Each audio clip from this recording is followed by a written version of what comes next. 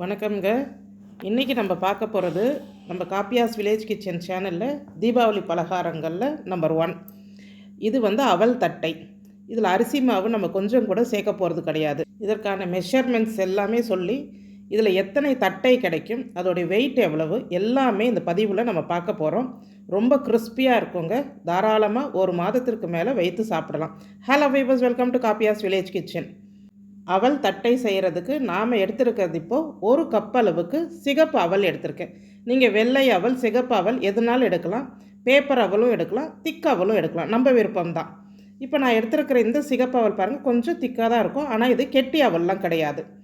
இந்த அவலோடைய வெயிட் பார்த்திங்கன்னா 100 கிராம் இருக்குது. ஸோ இதை நம்ம எடுத்து ஒரு 2 தடவை நல்ல தண்ணி ஊற்றி அலசிடுங்க. அவல் எப்போவுமே நீங்கள் உப்பு தண்ணி ஊற்றி அலசக்கூடாது. நல்ல தண்ணி ஊற்றி அலசிட்டு அந்த அவல் மூழ்கிற வரைக்கும் கொஞ்சமாக தண்ணி ஊற்றி ஒரு மணி நேரம் ஊற வச்சிடணும். சிகப்பு அவல்லாம் ஊறுறதுக்கு கொஞ்சம் டைம் எடுக்கும். அதனால் நான் 1 மணி நேரம் ஊற வச்சுட்டேன். நீங்கள் வெள்ளை அவல், பேப்பர் அவல் எடுக்கிறீங்கன்னா ஒரு 10-20 நிமிஷம் ஊற வச்சிங்கனாலே போதும். நல்லா சாஃப்டாக ஊறிடும். இப்போ 1 மணி நேரம் கழித்து நம்மளுடைய இந்த அவல் எப்படி வந்திருக்குதுன்னு பார்க்கலாம். நான் 1 மணி நேரம் ஊற வச்சுருக்கேன். இப்போ பாருங்கள், அது மூழ்கிற அளவுக்கு தான் நம்ம தண்ணி ஊற்றிடணும். அப்படியே சாதம் மாதிரி பொலன்னு எல்லாமே இருக்குது. அவல் எடுத்து நம்ம கையில் நசுக்கணுன்னா அப்படியே மாவு ஆகணும். இந்த மாதிரி நீங்கள் பேப்பர் அவல் தான் ஊற வச்சிங்க அப்படின்னா நீங்கள் கையிலையே மசிச்சிடலாம். ஆனால் பெஸ்ட்டு அப்படின்னு சொன்னால் நான் ஒரு தடவை மிக்ஸி ஜாரில் போட்டு ஒரு சுற்றிருங்கன்னு தான் சொல்லுவேன். அப்போ தான் நமக்கு தட்டுறதுக்கு ரொம்ப நல்லா வரும். கையிலையே பிசைஞ்சால் அவ்வளோ தூரம் சரி இருக்காது. ஆனால் கொஞ்சம் கூட தண்ணி சேர்க்காமல் மிக்ஸி ஜாரில் போட்டு இந்த மாதிரி அரைச்சி எடுத்துகிட்டு வந்துடுங்க. கொஞ்சம் கூட தண்ணி சேர்க்கக்கூடாது. அவல்லையும் தண்ணி கொஞ்சம் கூடுதலாக இருக்கிற மாதிரி தெரிஞ்சதுன்னா ஸ்ட்ரெயினரில் போட்டு தண்ணியை நல்லா இருத்துட்டு மிக்ஸி ஜாரில் போட்டு இந்த மாதிரி பேஸ்ட் மாதிரி எடுத்துருங்க. இப்போ ஒரு வானலியை சூடு பண்ணிவிட்டு நான் ஒரு 10 கிராம் அளவுக்கு வெண்ணெய் சேர்க்குறேன். வெண்ணெய் தான் சேர்க்கணும்னு இல்லைங்க, நீங்கள் எண்ணெய் கூட 2 டேபிள் ஸ்பூன் சேர்த்துக்கலாம். வெண்ணெய் சேர்க்கும் போது அதோடைய மணமும் அந்த கிறிஸ்பினஸும் நல்லாவே வரும். அதனால் வெண்ணெய் இருந்தால் கண்டிப்பாக சேர்த்துக்கோங்க. சும்மா ஒரு 10 கிராம் வெண்ணெய் போதும், 1 ஸ்பூன் அளவுக்கு. இதில் 2 ஸ்பூன் அளவுக்கு சில்லி ஃப்ளேக்ஸ் சேர்த்துருக்கிறேன். 2 டேபிள் ஸ்பூன் அளவுக்கு எள்ளு, கருப்பு எள்ளு, வெள்ளை எள்ளு நம்ம விருப்பம்தான். அதேமாதிரி 2 ஸ்பூன் அளவுக்கு ஆரிகானோ. இந்த ஆரிகானோ சேர்க்கும் போது நல்ல ஒரு மனம் இருக்கும். அதனால் விருப்பப்படுறவங்க சேர்த்துக்கோங்க. இது சும்மா ஒரு 10 செகண்ட் தான் அந்த வெண்ணெயில் போட்டு ஒரு வதக்கிடுங்க. ரொம்ப அப்படியே கலர்லாம் மாறிடக்கூடாது. எள்ளு பொரியணுன்னு அவசியம் கிடையாது. நல்லா சன்னமாக நறுக்குன கருவேப்பிலை, நல்லா ஃப்ரெஷ் கருவேப்பிலை எடுத்துக்கோங்க. பொடிசாக நறுக்கிட்டு சேர்த்துருங்க. அதை ஒரு 4-5 செகண்டு தாங்க அப்படி பெரட்டி எடுக்கணும். அதை பொரியணும்லாம் இல்லை. இப்போ நாம் எந்த கப்பில் அவல் அளந்தோமோ அதே கப்பில் கடலை மாவு அதே கப்பில் எடுக்கும்போது ஒரு 160 கிராம் வந்துச்சு. ஸோ அந்த கடலை மாவு இதில் சேர்த்துருங்க. ஜலிக்கணும்னு அவசியம் கிடையாது, அப்படியே சேர்த்துடலாம். சேர்த்துட்டு நல்லா அப்படியே மிதமான தீயில், அதாவது கொஞ்சம் மீடியம் ஃப்ளேமில் வச்சுட்டு ஒரு 5 நிமிஷம் போல் அதை நல்லா அப்படியே வறுத்து எடுங்க. அந்த பச்சை வாசனை போகிறதுக்காக இதை செய்கிறோம். இதை பச்சையாகவே அப்படியே ஆட் பண்ணி அவலில் சேர்த்து செய்யலாமான்னா கண்டிப்பாக செய்யலாங்க. ஆனால் இது போல் வறுத்துட்டு செய்யும் போது அதோடைய டெக்ஸ்சர் ரொம்ப நல்லா வரும். அதனால் கண்டிப்பாக வறுத்துட்டு செய்யுங்க. பாருங்கள் எப்படி பொலன்னு வந்துருச்சு. கடாயில் அடி பிடிக்காமல் தீயாமல் லோ ஃப்ளேம்லேயே வச்சு இந்த மாதிரி வறுத்து எடுத்துருங்க. இப்போ இது உடனே இன்னொரு பிளேட்டில் கொட்டி ஆற விட்டுருங்க. பாருங்கள், ஒரு 10 நிமிஷம் கழித்து நான் இதை நல்ல கையில் அப்படியே உதிர்த்து விட்டுடுறேன். எந்த ஒரு கட்டிகள் இல்லாமல் அந்த ஆரிகானோ, சில்லி ஃப்ளேக்ஸ் எல்லாம் நல்லா கலக்கிற மாதிரி நல்லா மிக்ஸ் பண்ணிவிடுங்க. இப்போ இதை நாம் அரைச்சி வச்ச அவல் கூட சேர்த்து மாவு பிசைய போகிறோம். இதில் நாம் அரிசி மாவு கொஞ்சம் கூட சேர்க்கலை. இதில் தண்ணி சேர்த்து பிசைஞ்சிடக்கூடாது கண்டிப்பாக. அதனால் தண்ணி சேர்த்துறாதீங்க. மாவு மாதிரி இருக்குதுன்னு நினச்சிட்டு தண்ணி சேர்த்துறாதீங்க. அதுக்கப்புறம் அந்த பதம் சரி வராது. அந்த அவல்லே சேர்த்து பிசையும் போது கரெக்டாக வரும். தேவையான அளவுக்கு உப்பு சேர்த்துக்கோங்க. நான் 1 ஸ்பூன் உப்பு சேர்த்துருக்கிறேன். அதேமாதிரி நான் கட்டி பெருங்காயம் பயன்படுத்துறதுனால கொஞ்சம் தண்ணி ஊற்றி ஊற வச்சு திக்காக அதை கரைச்சி சேர்த்துக்கிறேன். நீங்கள் பெருங்காயத்தூள் போடுறீங்கன்னா அதில் 1 ஸ்பூன் பெருங்காயத்தூள் சேர்த்துக்கோங்க. அவ்வளோதான்.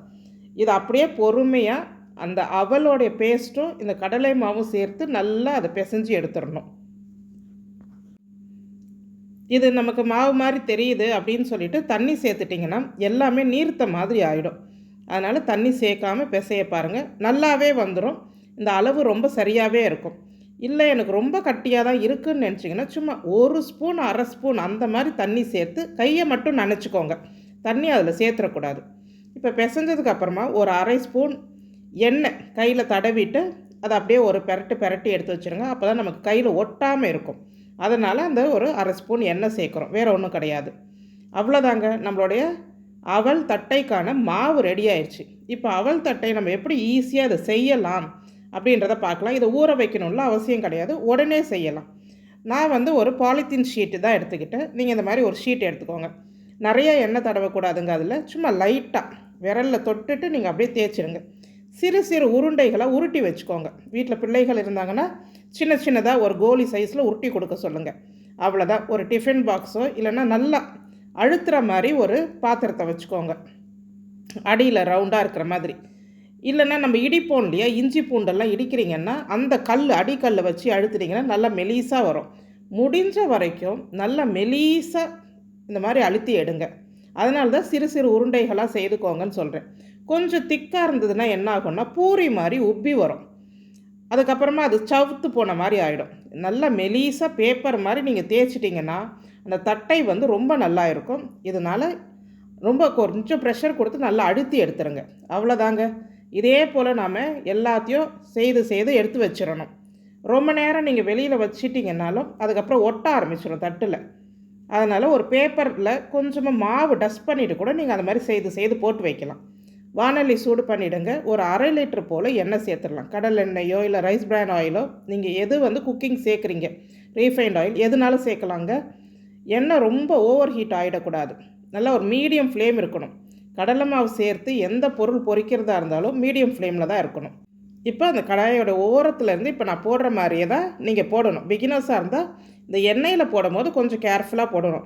கடாயோட ஓரத்தில் போய் ஒட்டிக்கிச்சு, எண்ணெய் இல்லாத பகுதியில் ஒட்டிக்கிச்சு அப்படின்னா கூட நீங்கள் அந்த எண்ணெயை அப்படியே கொஞ்சம் அந்த கரண்டியில் எடுத்து அது மேலே போட்டிங்கன்னா ஆட்டோமேட்டிக்காக எண்ணெயில் வந்து விழுந்துடும். அதனால் எந்த ஒரு பயமும் தேவையில்லை, ஈஸியாகவே இதை செய்யலாம். இந்த தட்டை ரொம்ப மெலீஸாக நம்ம தேய்ச்சி எடுத்துட்டோன்னா இதை போட்டு ஒரு 3 நிமிஷம் தாங்க சட்டுன்னு நம்ம பொரிச்சு எடுத்துடலாம். பாருங்கள், நல்லா திருப்பி போட்டு எடுக்கலாம். இது அவ்வளோ சீக்கிரம் தீஞ்சும் போகாது. ரொம்ப டார்க் ஆகிடுச்சு அப்படின்லாம் ஆகவே ஆகாது. பொறுமையாக நீங்கள் போட்டு எடுக்கலாம். ஃப்ளேம் ஓரளவுக்கு ஃபுல் ஃப்ளேமில் கூட வைக்கலாம் நீங்கள். அவ்வளோதான். இந்த மாதிரி போட்டு எடுத்துருங்க. இதேமாதிரி அடுத்து நம்ம போடுறதுக்கு ரொம்ப சுலபமாக இருக்கும்.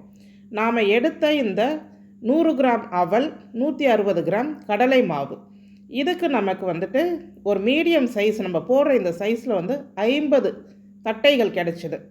அதாவது அளவு பார்த்திங்கன்னா கிராம்ஸில் 1/2 கிலோ 500 கிராம் இருந்ததுங்க. ஸோ தாராளமாக இதை எடுத்து செய்யலாம். தீபாவளி பலகாரமாக செய்யும் போது நம்ம கெஸ்ட்டுங்களுக்கு இல்லை நம்ம ஃப்ரெண்ட்ஸ்க்கெல்லாம் கொடுக்கறதுக்கும் இந்த மாதிரி பொருளை ஈஸியாகவே செய்யலாம். ட்ரை பண்ணி பாருங்கள். ரொம்ப கிறிஸ்பியாக இருந்தது. அதே மாதிரி அரிசி மாவில் செய்கிற தட்டையை விடவே இது ரொம்ப சுவையாகவும் இருந்துச்சு. இதை நம்ம நல்லா ஆற விட்டுட்டு ஒரு ஏர்டைட் பாக்ஸில் அடியில் பேப்பர் போட்டு ஸ்டோர் பண்ணிங்கன்னா நல்லா இருக்கும். இதில் அதிகமாக எண்ணெயும் இருக்காது. நீங்கள் அந்த கடாய் பார்த்தீங்கன்னாலே தெரியும், எண்ணெய் பிடிக்கல. எல்லாமே செய்து முடித்ததுக்கப்புறமா கூட பாருங்கள், உடச்சி காட்டுறேன் எவ்வளோ ஒரு கிறிஸ்பியாக இருக்குதுன்னு.